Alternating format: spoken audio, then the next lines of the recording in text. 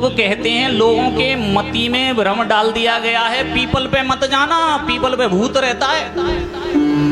गीता में भगवान कह रहे हैं वृक्षों में मैं पीपल हूँ, भगवान स्वयं कह रहे हैं कि मैं पीपल हूँ। और समाज में वहां मत जाइयो, पीपल पे भूत रहे तो है। हाँ भूत तो है, खावे काजी बैठे हो। पीपल पे कोई भूत नहीं रहता, न पितृ रहते हैं। पीपल स्वयं साक्षात ब्रह्म का स्वरूप है, भगवान का स्वरूप है। पितृ कहाँ रहते हैं? कोई नहीं खोज के बताएगा, ना गूगल पे आज खोज लेना, जाके मिल नहीं सकता, यूट्यूब पे खोज लेना, मिल जाए तो हमें भी बता देना, क्योंकि इसके लिए बहुत शास्त्रों को खोजना पड़ता है, मेहनत करनी पड़ती है। और इन बातों को कोई वक्ता यहाँ बैठ के तुम्हें बताएगा नहीं। ये गद्दी पर जितने बैठ जाते हैं ना, ताली बजाओ, नाचो और ये दो और निकल गए, न तो खुद का उद्धार हो रहा, न किसी और का हो रहा महाराज, वो इसी में ही रह जाएंगे।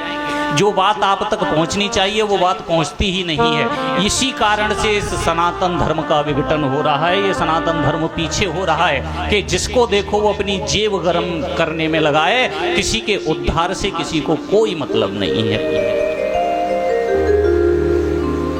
हनुमान जी की प्रेरणा से मैं यहाँ कोई आपको बहुत बड़ा विद्वान बन के नहीं आया, मैं तो नितांत मूर्ख हूँ, दास हूँ, आपका अज्ञानी हूँ।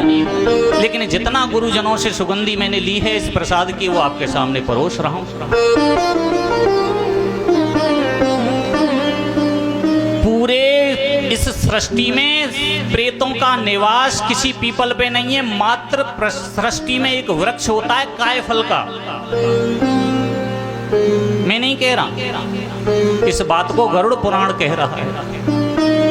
कायफल का एक वृक्ष होता है, मात्र उसमें महाराज तुम्हारे पितृ निवास करते हैं, या फिर बांस के वृक्ष में तुम्हारे पितृ निवास करते हैं। दूसरे काऊ न पीपल पे कर रहे, न काऊ नीम पे कर रहे, न काऊ बबूल पे कर रहे। कायफल के वृक्ष में पितरों का निवास होता है।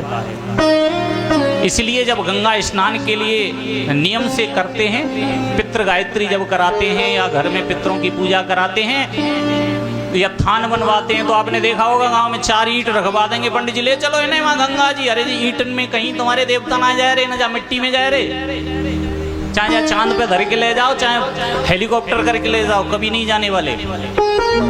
पितरों को ले जाने के लिए कायफल के वृक्ष की छाल की आवश्यकता है।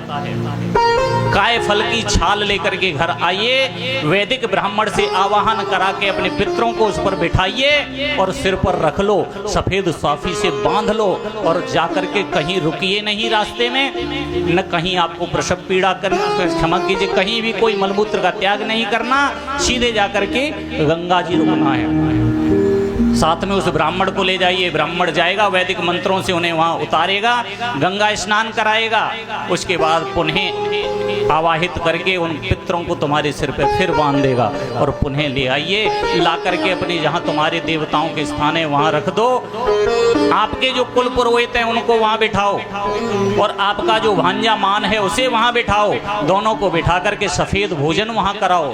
पूड़ी कचौड़ी नहीं चलेंगी, केवल सफेद भोजन, मिठाई खिलाओ, खीर खिलाओ, दूध पिलाओ, दही पिलाओ, बूरा खिलाओ, सफेद भोजन, और सफेद वस्त्रों से उनकी वहां पहरामनी करो दोनों की।